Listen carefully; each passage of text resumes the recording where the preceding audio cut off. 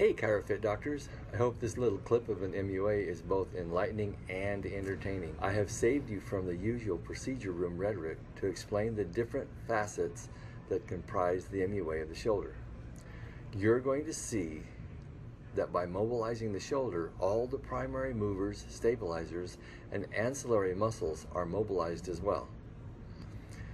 Since these muscles are attached to your upper thoracic spine and cervical spine, the stretch reaches these joints as well.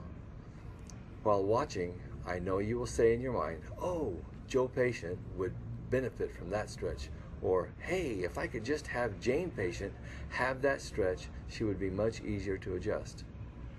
Bear in mind as you watch, the only resistance present is the contraction of the muscle by months and sometimes years of inflammation and fibrous cross bridges at the fascial muscle interface. Full range.